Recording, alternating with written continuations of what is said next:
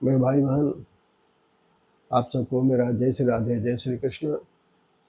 आज पुनः हम आज भागवत महात्म्य के छठे भाग के साथ हम प्रस्तुत हुए हैं और भागवत महात्म्य की कथा देवर्षि नारद को सनकादि सुना रहे हैं। और सनकादि कहते हैं, सदा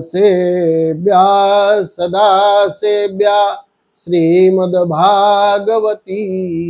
कथा यस्याः श्रवण मात्रेण हरेश्चित्तं समाचरेत्। ये भागवत की कथा सदैव सुनना चाहिए, इसका सदैव सेवन करना चाहिए। इसके सुनने, इसके सेवन करने से श्री हरि चित्त में आ विराजते हैं। और आगे कहते हैं, श्लोकार्धम श्लोकपादम वा नित्यं भागवतोद्भवा पठस्व स्वमुखे नैव यदीच्छसि परां गतिम्। श्लोक, एक श्लोक का आधा भाग, चौथाई भाग या नित्य जो है भागवत का सेवन करें। यदि आपको परम गति की, भगवान के धाम को जाने की आवश्यकता है तो आपको जो है अपने मुख से एक श्लोक, आधा श्लोक या प्रतिदिन जो है भागवत का पारायण करना चाहिए। और आगे नारद जी से कहते हैं, हे नारद जी, ये भागवत की ऐसी कथा है जिसके सुनने, पढ़ने और सुनाने से मनुष्य मुक्त हो जाता है। जीव जो है भगवान की गति को प्राप्त करता है। नित्यं भागवतं मुक्तं कृतं च हरिचिन्तनं तुलसी पोषणं चैव धेनूनां सम। नित्य भगवान का चिंतन करना, भगवान का चिंतन करना और भागवत को पढ़ना, तुलसी को सींचना और गो की सेवा करना, ये चारों बराबर हैं, चारों बराबर पुण्य प्रदान करने वाले हैं। इसलिए इन सब चारों का जो है हमेशा जीव को सेवन करना चाहिए। और इन चारों कार्यों के करने से जीव जो है मुक्ति को प्राप्त होता है। जीव की अगर इस धराधाम में रहता है तब तक उसकी सारी इच्छाएं पूर्ण होती है। अवंत में यहाँ से जाने पर उसे भगवान की प्राप्ति होती है। यह जो है भागवत कल्प वृक्ष के समान है, जिसकी जो इच्छाएं होती हैं उसकी उसे ये पूर्ण करता है। और यह जो है ज्ञान से भी बढ़कर है, ध्यान से भी बढ़कर है और पठन पाठन से भी बढ़कर है।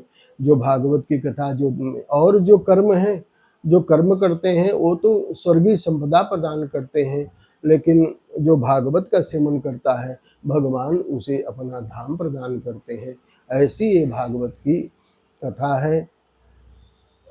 तो मुनिश्री ने पूछा, ऐसा क्यों है? कहें कि ये जो है 11वें स्कंद की कथा सुनने के बाद जब भगवान स्वधाम जाने की अपनी तैयारी कर रहे थे, उस समय उद्धव जी को 11वें स्कंद का ज्ञान भगवान ने दिया था। और उसका वो कथा सुनने के बाद भी उद्धव जी को संतोष नहीं हुआ। भगवान का विछोह उनसे सहा नहीं जा रहा था। उन्होंने कहा, हे प्रभु, आप क्यों जा रहे हैं? यहाँ से क्यों आप जा रहे हैं? और अगर अब इस समय समझिए कलयुग आने वाला, क्या कलयुग आ ही गया है, और आपके भक्तों का पोषण कैसे होगा? आपके भक्तों पर आई विपत्ति को कौन टालेगा? भगवान ने कहा, उद्धव, न कोई साथ आया है न कोई साथ जाएगा। सब अपने अपने समय पर आते हैं, अपने अपने समय पर जाते हैं। इसलिए उद्धव, मेरे भक्तों की चिंता मत करो। अब आज से सुखीयम यद भवेत् तेजस्य श्रीमद्भागवते दधात तिरोधाय प्रविष्टोयम श्रीमद्भागवतार्णव सुखीयम यं भवेत् तेजस्य भागवते दधात तिरोधाय प्रविष्टो हम श्रीमद्भागवतार्णव। अपने तेज को, अपने स्वरूप को अब मैं आज से इस भागवत में अपने तेज से प्रविष्ट हो जाता हूँ, और जहाँ मेरी भागवत की कथा होगी, जहाँ मेरे यह भागवत शास्त्र रहेगा, वहाँ किसी प्रकार की परेशानी, किसी प्रकार का संकट नहीं आएगा। और इस भागवत की कृपा से मनुष्य जो है मेरे धाम को प्राप्त करेगा। तेने वाङ्मयी मूर्ति प्रत्यक्षा वर्तते हरेः सेवनात् श्रवणात् पाठात् दर्शनात् पापनाशिनी तेने यम वाङ्मयी मूर्ति। यह भगवान का साक्षात वाङ्मय स्वरूप है। भागवत कोई पुस्तक नहीं, कोई ग्रंथ नहीं, ये बिहारी जी का साक्षात स्वरूप है। इसके सेवन से, श्रवण से, पठन से व्यक्ति जो है परम पद को प्राप्त करता है। तो अश्वमेध सहस्राणि वाजपेय शतानि च सुखशास्त्र कथायाश्च कलम कलाम नारहति षोडशीम्। अश्वमेध सहस्र, हजारों अश्वमेध यज्ञ, सैकड़ों वाजपेय यज्ञ, ये सुख शास्त्र, ये श्रीमद् भागवत के कथा के 16वें अंश के बराबर भी नहीं है। न गंगा न गया काशी, न पुष्करम प्रयागकम सुख शास्त्र कथायाश्च फलेन समताम नये। और फल की दृष्टि से कहा जाए तो गंगा, काशी, गया, ये बड़े बड़े तीर्थों में जाने, स्नान करने, तीर्थों का सेवन करने का जो फल होता है, वो जो श्रीमद् भागवत का फल मिलता है, भागवत के सेवन से जो फल मिलता है, उसकी समता नहीं कर सकता। यह महापुण्यदायी ग्रंथ है, और इस ग्रंथ के सेवन से भक्त की सभी इच्छाएं पूर्ण हो जाती हैं। और नारद जी सनकादि ऋषि नारद जी से कहते हैं कि हे नारद जी, ये इस कथा के श्रवण से बड़े बड़े संकट से संसारी व्यक्तियों की मुक्ति हो जाती है, इसलिए इसका सदैव ही सेवन करना चाहिए। और तेन योग निधे धीमन श्रोतव्या सा प्रयत्नतः दिनानां नियमो नास्ति सर्वदा श्रवणं मतम्।